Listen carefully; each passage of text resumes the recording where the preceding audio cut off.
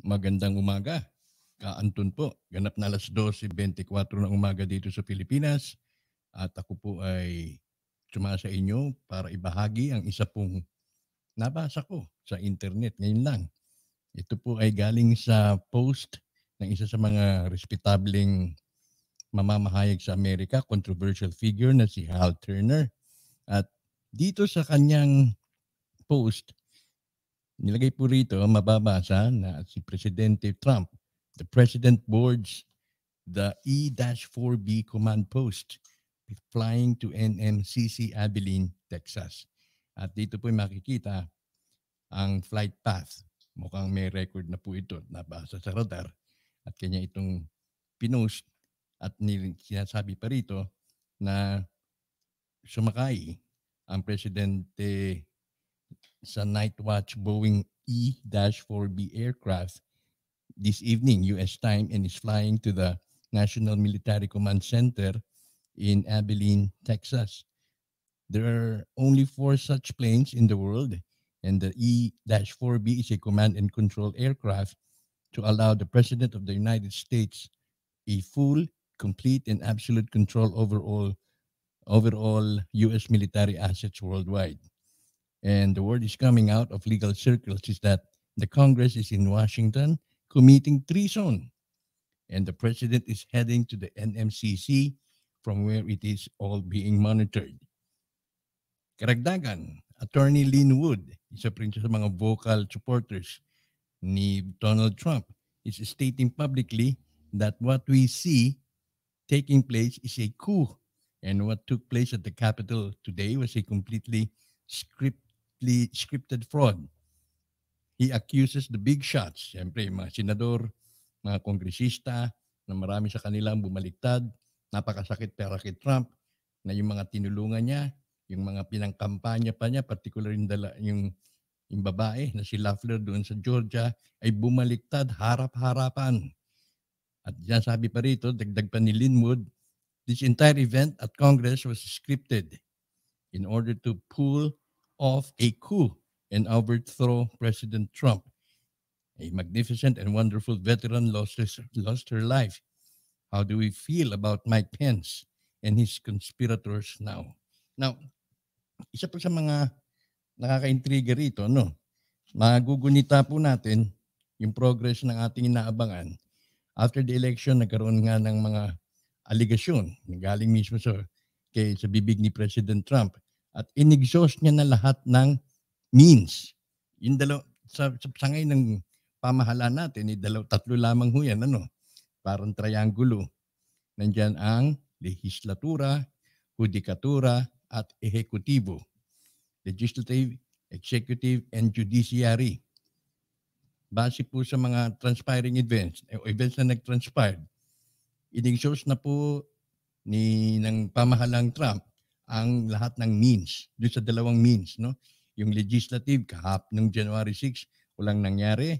Doon sa judiciary, ayaw pakialaman ng judiciary. At meron na lamang po siyang naglalabi na arena kung saan pwede niya ito i-exercise. At yan po yung kanyang executive powers. So ito na po ngayon, ang tila kinatatakutan ng mga mambabatas, no, na tumalikod sa kanya o yung hindi man lang pinagbigyan na bigyan siya ng 10 araw para masuri. Hindi naman sinasabi na baliktarin yung boto eh. Masuri lang. At ating magugunita na pagdating sa debate, bago pa nagkaroon ng pagpasok, bago pa salakayin ng mga mobs yung kapitolyo nila, wala talagang maibigay na argumento yung mga kabilang panig, isang Democrat. Kapag lalo na kapag dineliver ang argumento na ang state legislature lamang ang may karapatang magbago ng mga reglamento pagdating sa butuhan. Doon pa lamang wala nang sagot at napakalayo na sa konteksto, kumbaga, ang tugon ng mga Democrat. Pero matapos yung mob, matapos ang ilang oras na sila ay na-disrupt yung kanilang meeting at di natin alam kung saan sila dinala, Siyempre nagkagulo na, nagkaroon na ng chaos.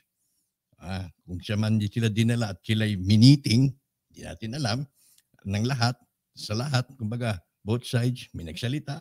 Baka lang, spekulasyon ko lamang ito. At kaya pagbalik nila, nagbago na ang timplada.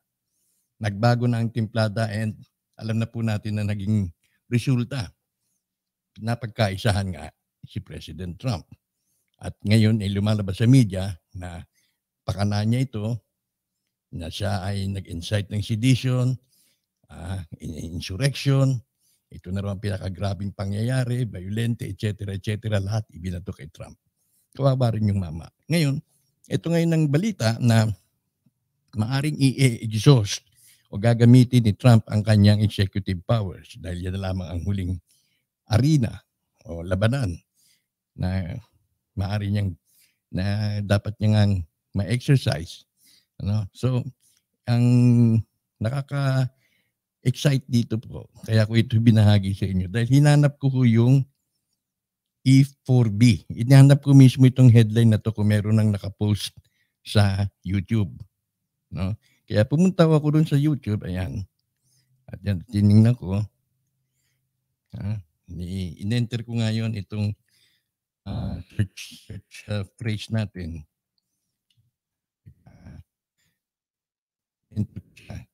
Pasensya na kayo, wala akong script. Hindi ako nag-i-script. So, meron isa. May narration lamang ho ito na pinost ni D. Ripster. Kung ano po yung mababasa dito sa artikulo na to, may robot na boses, transcribe lang yung yan ng robot na boses, may 70 views. Pero nakakapagtaka po dito, ito, hindi po ito eh. Ito pala, bagong labas, The Truth Will Seek You Too. May bagong labas yan. Ang naka-arouse sa akin ng interest, itong mismo yung YouTube live mismo, YouTube TV live. Kung bakit sila nag-post ng video regarding EB4B Night Watch. Although itong video na ito ay wala naman po itong sinasabi na nag-board si President Trump, kundi parang ipinaalam lamang kung ano hitsura ng E4B Night Watch. E4B Night Watch. Ito pa, meron pa silang isa pa na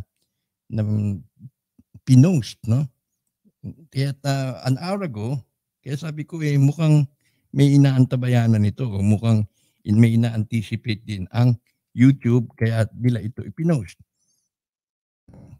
6.7 views na kagad, 6.7,000. Advanced Airborne Command Post, kanina lang, 1 day ago. Ito rin, dalawa. So, bali dalawang clips. Yung isa ay 9 minutes and 58 seconds at yung isa ay 1 minute and 40 seconds. So, yan. Kabago-bago, mismo galing sa YouTube TV Live. Hindi kaya't meron ng pahiwatig, kaya't abangan ho natin yung mga magiging kabanata. Ako po yung nakaantabay habang gising at yan po yung aking ihahatid sa inyo. Malamang po ay exercise ni President Trump ang kanyang executive powers at nang sa ganon ay mapurga na yung kanyang sinasabing draining the swamp at unti-unting makilala.